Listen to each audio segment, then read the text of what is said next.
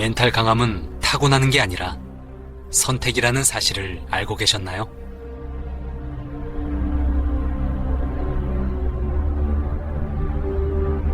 멘탈이 강한 사람은 태어날 때부터 강한 게 아닙니다.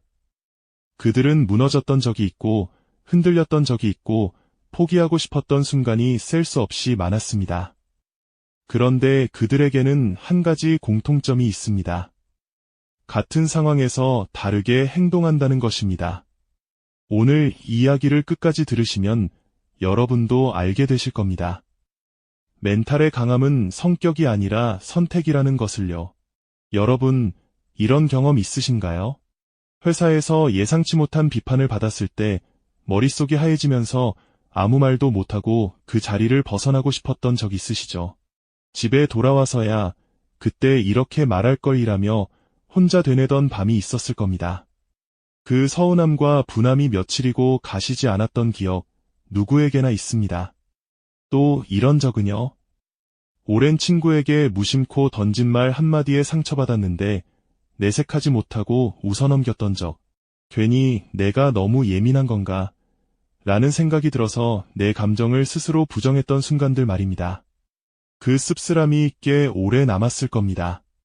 가족과의 대화에서 늘 같은 패턴으로 다투고 결국 서로 침묵하게 되는 관계도 있으실 겁니다. 바꾸고 싶은데 방법을 모르겠고 시도해봐야 달라지지 않을 것 같다는 무력감에 포기해버리는 순간들요.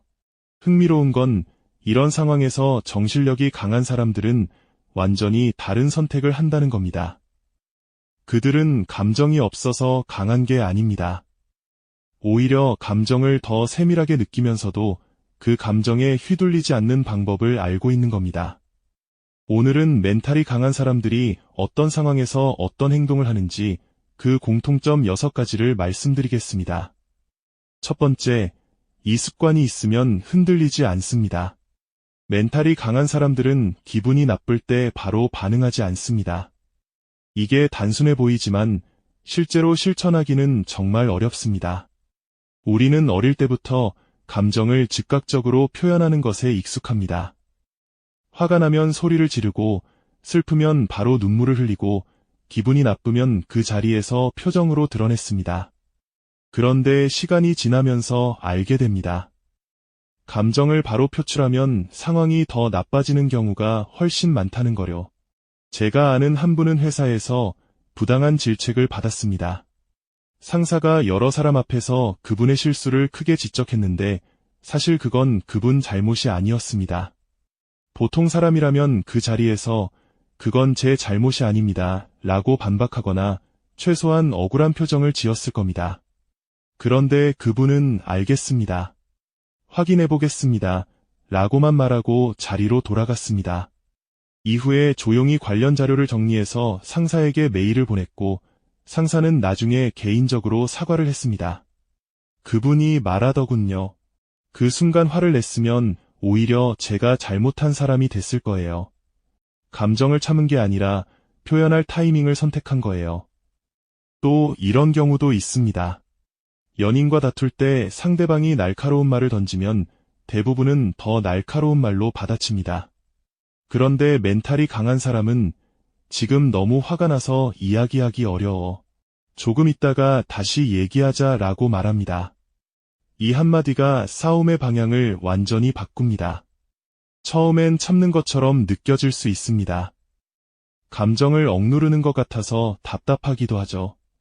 하지만 시간이 지나면 알게 됩니다. 그 순간의 반응을 멈추는 것이 오히려 자신을 보호하는 방법이라는 거요. 감정은 사라지지 않지만 그 감정에 내 선택을 맡기지 않게 되는 겁니다. 결국 감정의 주인이 자신이 되는 거죠. 이것이 첫 번째입니다.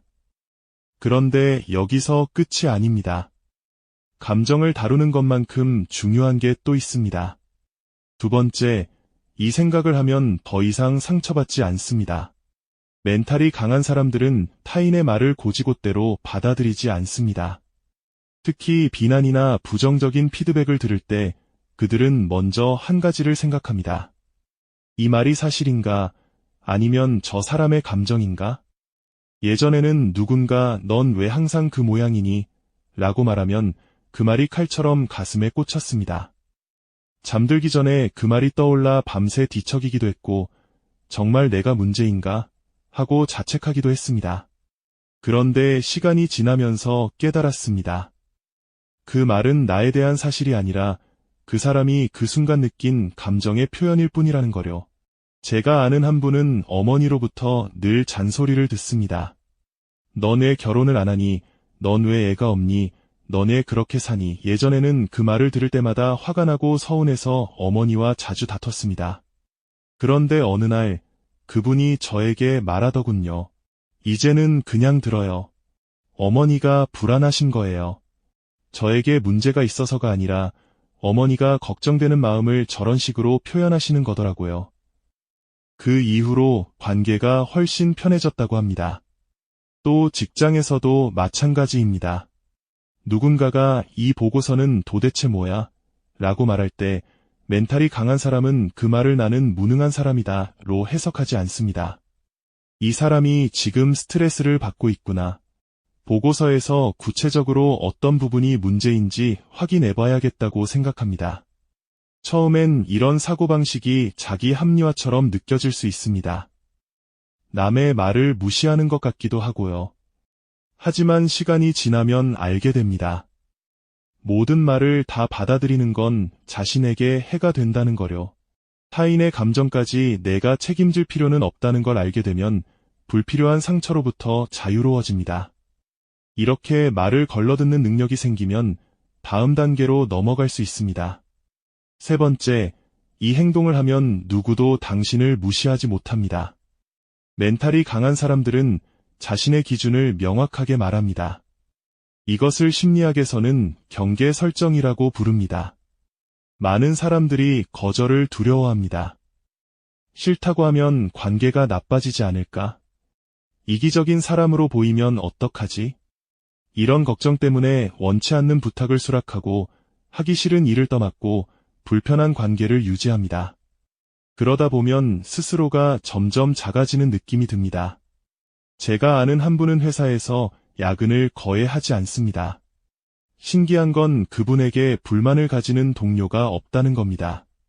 비결을 물었더니 이렇게 말하더군요. 저는 업무 시간 안에 최선을 다하고 퇴근 후에는 제 시간을 지킵니다. 물론 정말 급한 일이 있으면 돕지만 습관적으로 넘기는 일은 정중하게 거절해요. 중요한 건 거절할 때 이유를 길게 설명하지 않는 거예요. 오늘은 어려울 것 같습니다라고만 말하면 돼요. 반대의 경우도 있습니다. 친구 사이에서도 마찬가지입니다. 어떤 분은 친구가 돈을 빌려달라고 할 때마다 거절하지 못했습니다. 갚지 않는 경우가 많았는데도 말이죠. 마음이 불편했지만 친구 사이에 이런 것도 안 해주면 어떡해 라는 생각에 계속 빌려줬습니다. 그러다가 어느 순간 깨달았습니다. 이 관계에서 자신만 손해를 보고 있다는 거요. 그 이후로 나도 요즘 여유가 없어서 어렵겠다고 솔직하게 말했더니 오히려 관계가 정리되면서 더 건강해졌다고 합니다. 처음 경계를 설정하면 불편합니다. 상대방이 당황하거나 서운해할 수 있고 나 스스로도 너무 냉정한 건 아닌가? 라는 생각이 들죠. 하지만 시간이 지나면 알게 됩니다. 나를 지키는 것이 관계를 지키는 것이라는 거요. 나를 무시하는 사람은 결국 떠나고 나를 존중하는 사람만 남게 됩니다. 경계가 생기면 다음이 가능해집니다. 네 번째, 이 마음을 가지면 실패해도 무너지지 않습니다. 멘탈이 강한 사람들은 실패를 다르게 해석합니다. 그들에게 실패는 끝이 아니라 정보입니다. 보통 사람들은 실패하면 자책합니다. 나는 왜 이것밖에 안 되지?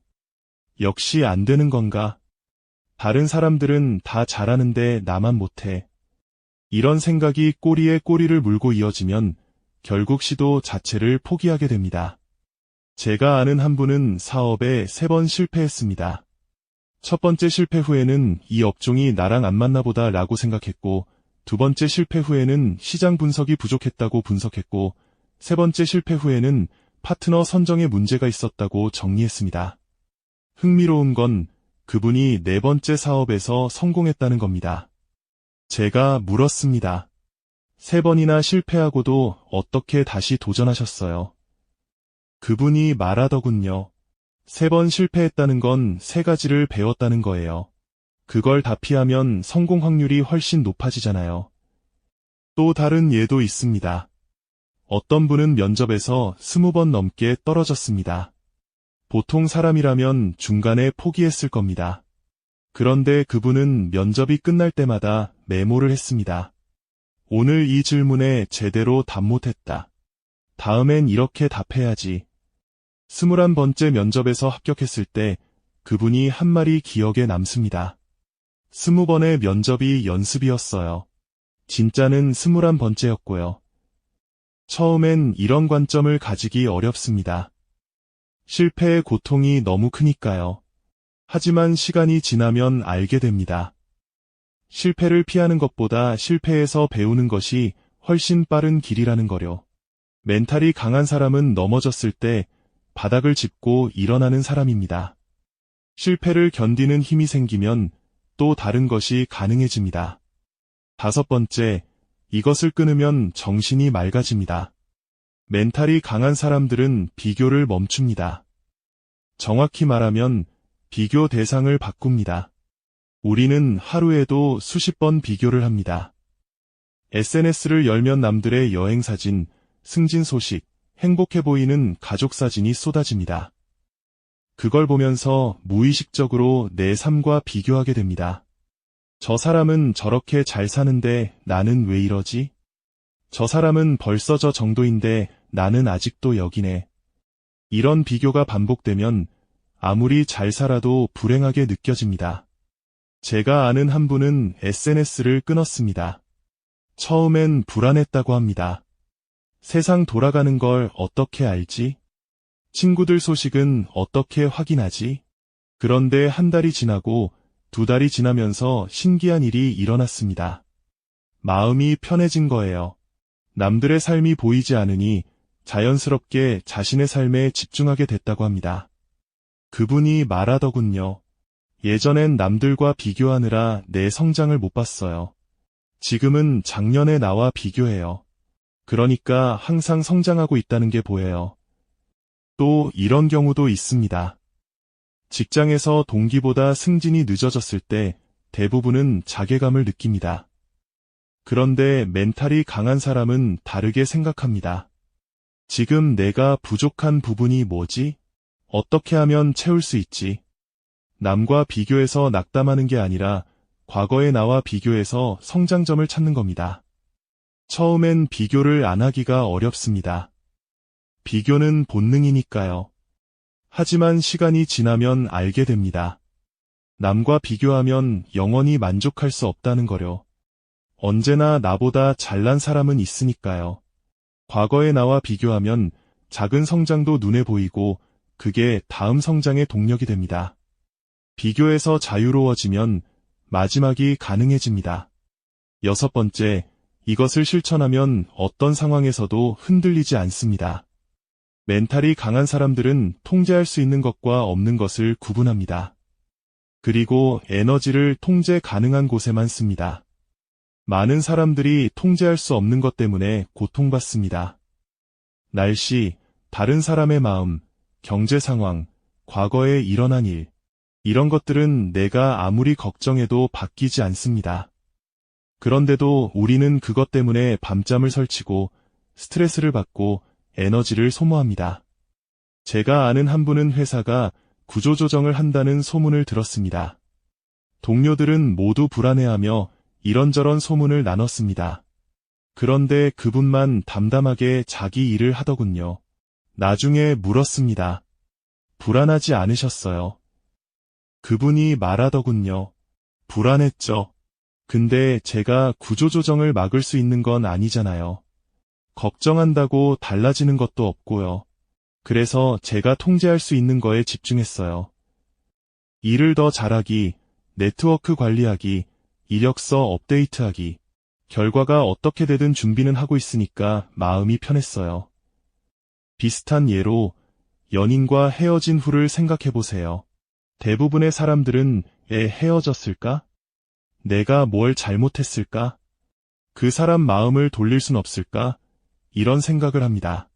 그런데 이건 전부 통제 불가능한 영역입니다. 상대방의 마음은 내가 어떻게 할 수 없으니까요. 멘탈이 강한 사람은 생각을 바꿉니다. 이 경험에서 내가 배울 건 뭐지? 앞으로 나는 어떤 관계를 원하지? 통제 가능한 영역, 즉 자신에게 집중하는 겁니다. 처음엔 이 구분이 어렵습니다. 모든 게 내 손으로 해결할 수 있을 것 같고 해결해야 할 것 같은 기분이 드니까요. 하지만 시간이 지나면 알게 됩니다. 내가 통제할 수 없는 것에 에너지를 쓰면 정작 통제할 수 있는 것을 놓친다는 거요. 진짜 강한 사람은 모든 걸 통제하려는 사람이 아닙니다. 통제할 수 있는 것과 없는 것을 구분하고 선택과 집중을 하는 사람입니다. 결국 멘탈이 강한 사람들의 비밀은 특별한 능력이 아닙니다. 감정이 올라와도 바로 반응하지 않고 타인의 말을 나와 분리해서 듣고 자신의 기준을 명확히 지키고 실패를 성장의 재료로 삼고 과거의 나와만 비교하고 통제 가능한 것에 집중하는 것. 이 6가지는 타고난 성격이 아니라 연습을 통해 만들어지는 습관입니다. 하지만 우리가 가져야 할 태도는 완벽함이 아닙니다. 이 6가지를 당장 모두 실천하기는 어렵습니다. 그리고 실천한다고 해서 바로 멘탈이 강해지지도 않습니다. 중요한 건 방향입니다. 어제보다 조금 더 감정에 휘둘리지 않았다면, 어제보다 조금 더 나를 지켰다면 그것만으로도 충분합니다. 오늘 당장 해보실 수 있는 것 하나를 드리겠습니다. 오늘 하루 감정이 올라오는 순간이 있으면 바로 반응하지 말고 딱 열을 세어보세요. 1, 2, 3, 10까지 센 후에 말을 하거나 행동을 해보세요. 이 작은 습관 하나가 여러분의 반응 패턴을 바꿀 수 있습니다. 그리고 한 가지 질문을 드리겠습니다. 여러분의 삶에서 가장 멘탈이 흔들렸던 순간은 언제였나요? 그리고 그 순간 오늘 들은 이야기 중 어떤 것이 있었다면 달랐을까요? 멘탈이 강한 사람이 된다는 건 감정이 없어지는 게 아닙니다. 감정을 느끼면서도 원하는 방향으로 나아갈 수 있게 되는 겁니다. 여러분은 이미 그 여정 위에 있습니다. 오늘 이 이야기를 끝까지 들으신 것만으로도 이미 한 걸음을 내디디신 겁니다. 다음에 또 만나요.